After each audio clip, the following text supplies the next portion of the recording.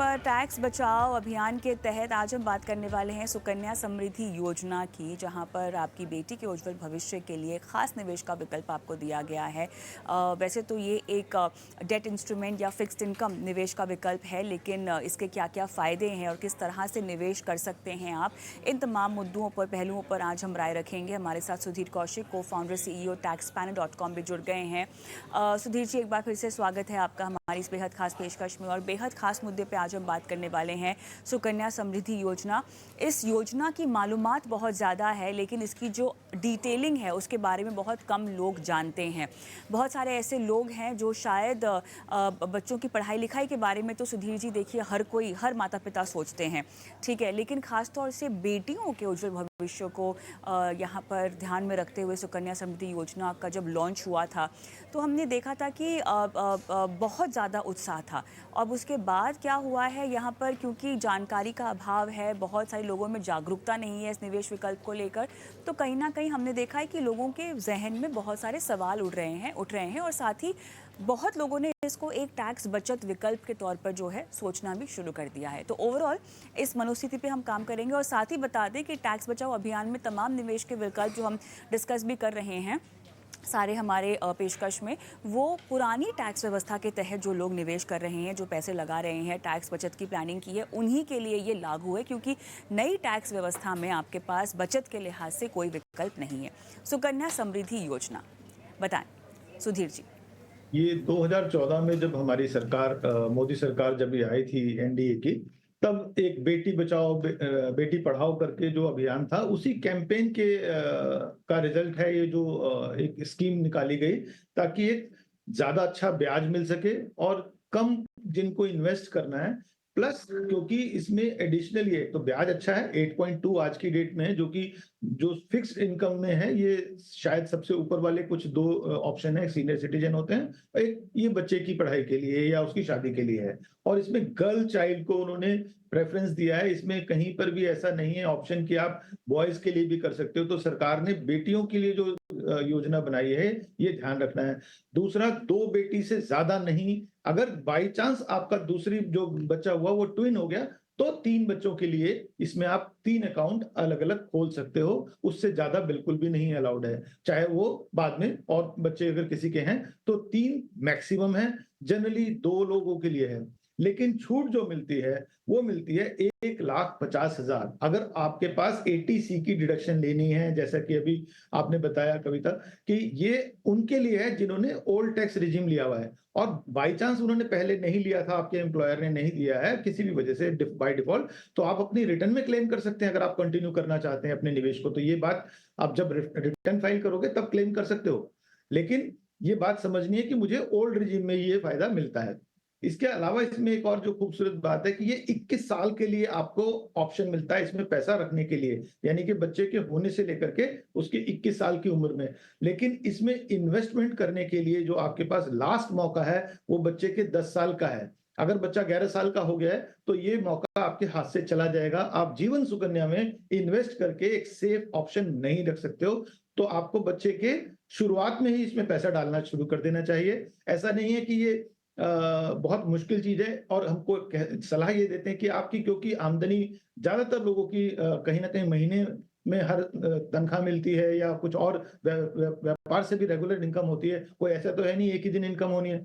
तो इसको monthly basis पे अगर आप करोगे तो ऐसा बोझ नहीं लगता है, बहुत पैसा जोड़ना मुश्किल नहीं लगता है, और रिटर्न्स भी बेहतर होती हैं। लगभग लगभग 76 लाख रुपए बन जाते हैं अगर आप 20 साल तक इसको पैसे को इन्वेस्ट करते हो। 12,500 रुपए महीने की बात कर रहे हैं, तो इतना अच्छा इन्वेस्टमेंट है इसमें, और ये पूरी तरह से सुरक्षित है क्योंकि ये सरकार की स्कीम है। इसमें जो है थोड़ा बहुत आजकल ब्याज ऊपर नीचे होता है, लेकिन फिर भी ये बेस्ट इंटरेस्ट रेट दे रहे हैं पिछले जब से ये लॉन्च की गई है। तो आने वाले समय में भी अगर किसी को फिक्स्ड इनकम लेना है, रिस्क नहीं लेना है, तो उसके लिए जीवन सुकन्या जो है, सुकन्या समृद्धि योजना जो है वो बेस्ट है।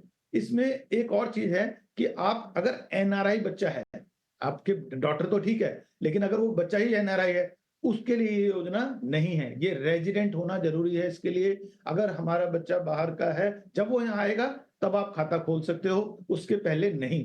या आप बाहर जा रहे हो, पहले खाता है, तो भी बैंक को बताओगे और ये खाता बंद करना पड़ेगा। एनआरआई को इसमें डिपॉजिट करना अलाउड नहीं है, ये ध्यान रखना है। चलिए, कई बार लोग ठीक है। बताते नहीं है हुँ, ये इन्फॉर्मेशन, हाँ। ये जरूरी है। चलिए, तो बहुत ज़रूरी बात आपने बताई, एनआरआई बच्चे यहाँ पर निवेश नहीं कर सकते, लेकिन थोड़ा-सा और बारीकियों में जाते हैं।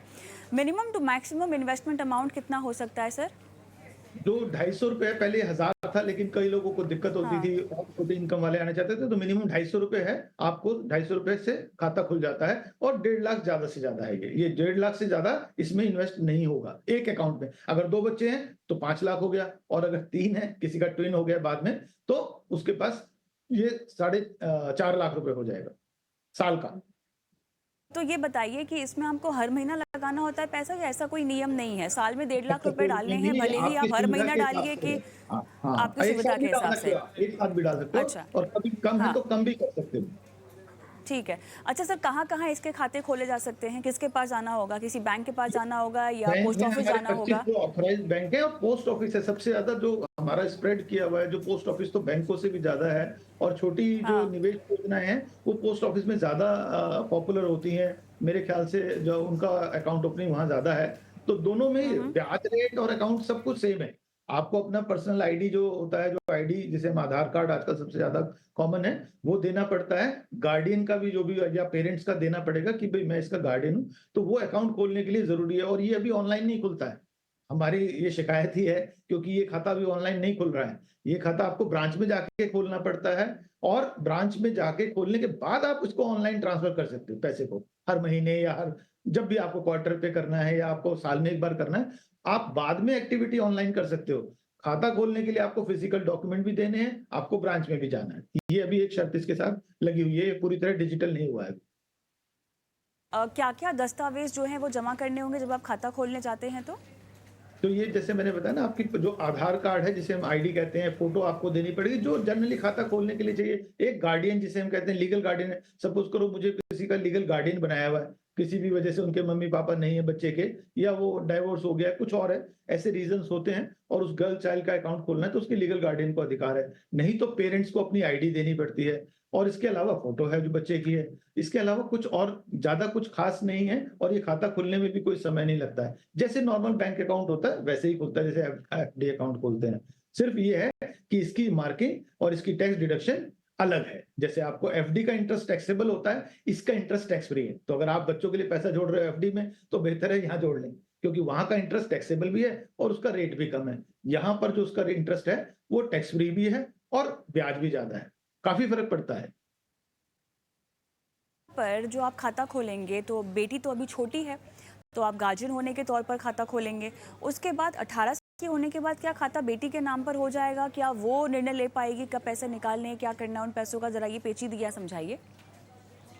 बच्चा है उसके पास अभी खाता, क्योंकि उसकी एजुकेशन के लिए है। सबसे इसका जो प्राइम गोल है वो एजुकेशन है, दूसरा मैरिज। अगर 18 साल का बच्चा हो गया है और आपको पैसा सारा चाहिए, तो विड्रॉ तो कर सकते हो, लेकिन उस पैसे की, क्योंकि आपकी जो मेजोरिटी जो अकाउंट है वो पेरेंट्स के हाथ में ही है। ऐसा नहीं है कि वो बच्चा पैसा निकाल करके ले जाएगा। हमने ऐसा ये प्रोविजन नहीं देखा। ये पेरेंट्स के पास है, क्योंकि उसके पास बच्चे की शादी और उसकी पढ़ाई, दो इसमें मेन रोल है। अगर कई बार बच्चे की पढ़ाई भी पूरी नहीं हुई है लेकिन शादी जल्दी तय हो गई है, मगर उसकी शर्त है 18 साल होना, तो भी सारा पैसा विड्रॉ करके अकाउंट बंद कर सकते हो। नहीं तो आपको कंटिन्यू करना है उसको, अकाउंट को। सलाह यही है कि आप अपने हाथ में रखें। 18 साल का बच्चा भी कई बार इतना समझदार भी नहीं होता है कि वो अपने सारे पैसे का और इतने पैसे का देखभाल कर सके या उसका सही उपयोग कर सके। तो हम तो उसको रिकमेंड भी नहीं करते हैं अभी के बच्चे को इस पोजीशन में आप कर देना चाहिए। अब ये बताइए मुझे, क्या बीच में से, अब क्योंकि कुछ समय का निवेश आपको इसमें करना होगा, कितने, अब 21 साल तक आपने बताया, राइट, आप निवेश कर सकते हैं, तो बीच में अगर पैसों की ज़रूरत पड़ी तो कोई निकालने का प्रावधान है? हाँ, दो दो आपको रीजन देने पड़ेंगे ना। अगर एजुकेशन में कोई फीस बच्चे की जमा करानी है आपने, दो ही पर्पज है, एजुकेशन और मैरिज, हम्म, तो दोनों के उसमें लिए। पूरा तो पूरा, अगर उसमें है, उसके अलावा नहीं है हाँ, विड्रॉल, और ये इसका उद्देश्य यही है इसको आप गलत ना करें। हाँ, इसमें मैं एक चीज कुछ लोगों को बताता हूँ, जैसे मान लीजिए आज मेरी उम्र 30 साल है और मेरी बेटी की उम्र अभी अभी हुई है, 1 साल भी नहीं हुई है, और मैं ये खाता खोलना चाहता हूँ। सपोज करो मैं इसमें पैसा डालता हूँ 12,500, जो कि 1.5 लाख बनेगा पूरे साल का, उससे ज्यादा कर ही नहीं सकते हैं। तो ये पैसा जुड़ करके 20 साल में बनता है 76 लाख।